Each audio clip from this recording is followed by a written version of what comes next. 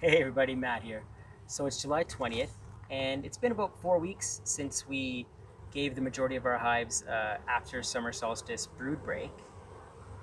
So it's been enough time now that the new queens should have hatched, went on their mating flights, and already have capped worker brood.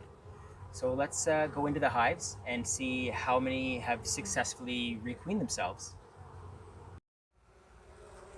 So for the Lands hive, I did find a queen, and she's right here. Just a little tiny one. And she has been laying for over 8 days, because here's some capped worker brood. But I don't think that they're happy with her. She has, I can see, laid a lot of eggs, and there is a lot of larvae, but it's kind of scattered, which can happen when they're new queens. But I also found some queen cells. Here, I'll show you those. And here you can see those two queen cells that I found in this hive too.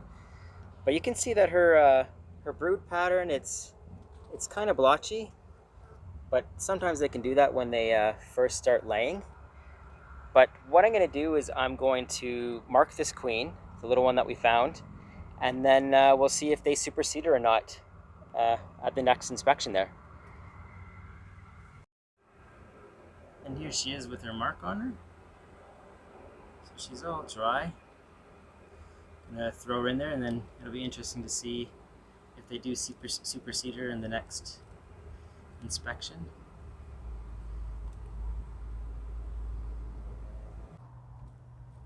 So there is the new queen for the brown section of the Gertrude hive. She looks good, looks big, and her brood pattern looks pretty good.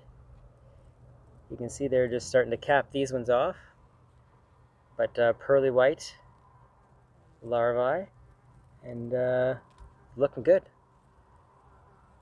So I'm just gonna mark her, and then we'll move to the next one. Okay, and there she is.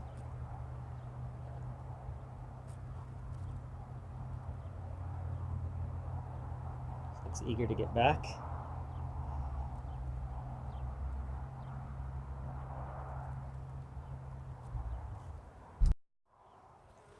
So for the blue section of the Gertrude hive, I can't find the queen, but there's definitely one in here laying. You can see here lots of worker brood. It is a little patchy, but overall the larvae look healthy. But yeah, another success. So the purple section of the Gertrude hive did not make another queen. So I'm going to take a frame of mostly eggs and some young larvae from the blue section and give it to them to give them resources to make another queen, hopefully. So the Canadian hive failed to requeen themselves, but you can see that they did have a queen, and it did hatch out, but she mustn't have made it back on the mating flight. So we'll need to give them another frame of brood with some eggs so they can try and make a new one. So the Lorax hive also didn't make a queen. So in the home yard, out of 6, we've only had 3 that have successfully requeened themselves. So I had to grab another frame from the blue section of the Gertrude hive to give them some resources to make a new queen. So here's the queen for the brown conversion hive. Nice dark queen.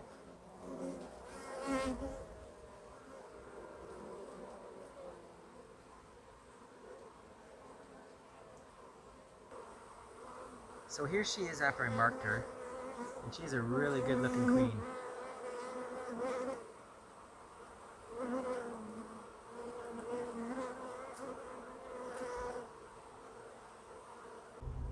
So here's the new queen for the purple flowery hive.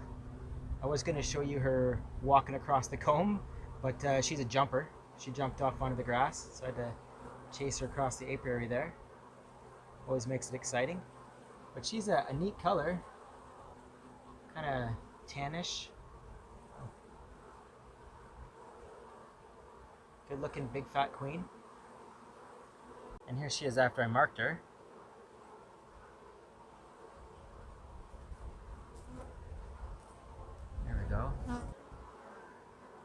So out of the 8 hives that I forced a brood break on, 3 of them failed to requeen themselves.